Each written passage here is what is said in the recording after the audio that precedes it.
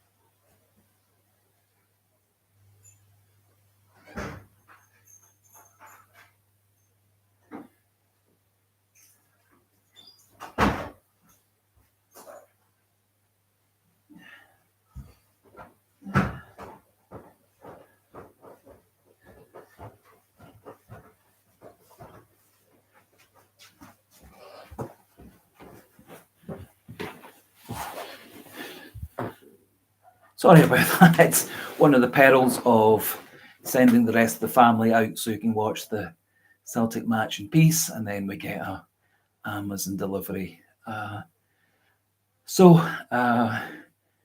Just get my breath back. So thought was Lagerbielke had a good game. Happy with the way he played. I think he looked much better assured. There were a few balls over the top that tended to be going behind Scales, who didn't seem to have the pace to catch up.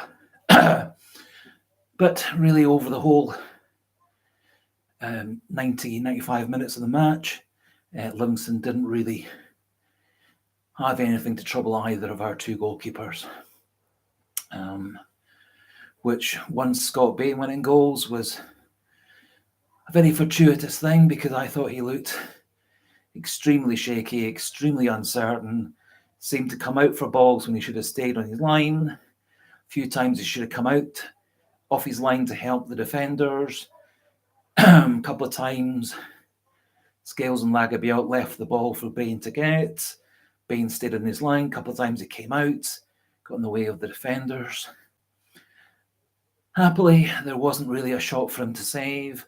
A couple of ball shots actually were probably going to miss the goal. He went across and saved them just to be safe. And I think part of that was that our back four all had a great game in the end, and I think the team did exceedingly well once we were down to 10 men.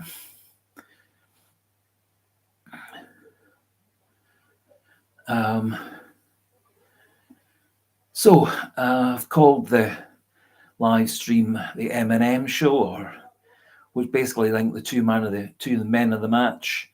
I'm not sure who the commentators gave the actual official man of the match to, but I think Matt O'Reilly, one M, and Daizen Maeda, the other M, were our two stars. They happily both got a goal. I thought the cross from Kyogo, deflected back by Maeda into Matt O'Reilly's path. Lovely shot into the goal to go 2-0 up just after half time. Maeda played incredibly well, chasing everything down, tackling back, seemed to be all over the pitch, closing people down, winning the ball back. Quite a lot of good runs over the top and through the defence and down wide. He and Kyogo interlinked really quite nicely.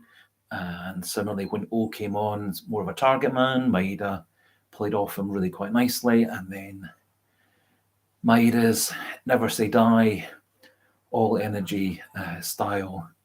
He gets onto a ball over the top, beats the bigger defender, turns him, and then an incredible left foot shot to the top corner to go 3-0 up and close off the match. Celtic got a well-deserved penalty early in the match. Hatate just maybe a wee bit lucky that he managed to get it underneath the goalkeeper's dive, but I think certainly over the first half hour, Celtic very much deserved to be on top. And I think had we stayed with 11 against 11, it probably would have turned into a 4 or 5-0 victory quite easily. In the end, however, we won 3-0 with a battling win. And so we did slightly better than my initial prediction, which was a 3-1 away win.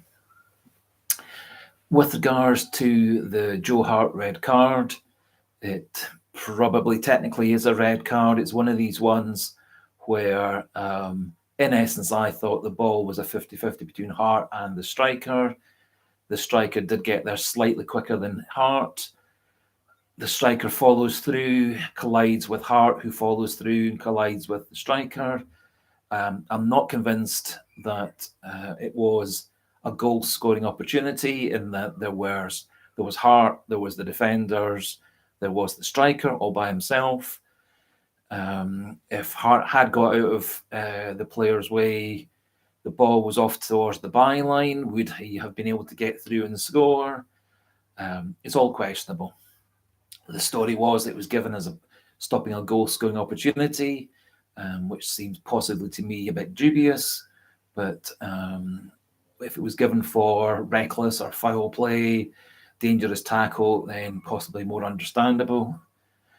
Got rather bemused in the 5 minutes before that phase, where it seemed whenever Celtic made a tackle, it was a foul and a yellow card. I thought it was quite curious with Alistair Johnston's yellow card that the VAR official actually was looking to see whether the Livingston foul that before that was a red card offence. I think the commentators still have access to the VAR officials and discussions on audio, and certainly the commentator at the time did say that Stephen McLean, the VAR referee, was looking at the Livingston challenge and not Alistair Johnston's challenge as a potential red card. For me, it certainly looked like a yellow card tackle by the Livingston defender on which player I can't remember. But it then broke to Johnston, who did lunge in for the ball against a Livingston player lunging in for the ball. They both seemed to miss each other, and the Livingston player dramatically threw himself to the ground with a broken ankle, which, after a bit of magic spray and a wet sponge, he was as right as rain. However, having been down to 10 men, without the goalkeeper, having to change the tactics, and having both Scales and Johnston on yellow cards, I thought Celtic had a great defensive effort to keep it going. Couple of other things to reflect on. Was really rather surprised that we started with Forrest wide on the right. I think today's game was a perfect chance to give either Yang or Luis Palma a go down the right side. I think the pace of Yang and Palma would have really troubled this Livingston team. The artificial turf also would have been potentially in the favour of our two speedy wide players. I couldn't really see the sense of playing James Forrest in place of Palma or Yang. I think the more match practice and playing up with teammates that Yang and Palma get, the quicker the two of them will adapt to Scottish football, learn how to play properly with their teammates, and the teammates will learn how best to get the ball out wide to Yang and Palma, and also how best to play Palma through the middle, which was one of his key features when he was playing in Greece to great effect the last season and a half.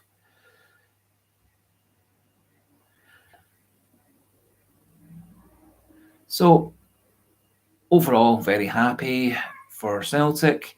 We managed to get Lagerbielke and Scales playing together. I thought Lagerbielke, especially for me, was impressive. I thought we used Greg Taylor far better than Rodgers has been in the first few games of the season. I think Greg Taylor is a very popular player within the squad, and I think getting him more involved in the team is a big, important feature.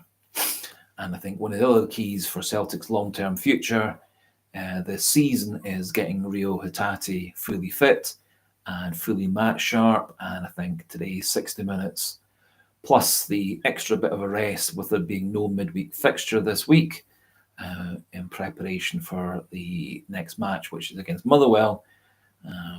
Hopefully a week of rest, week of good training, and Celtic should be much better as a team, and any minor niggles from today's match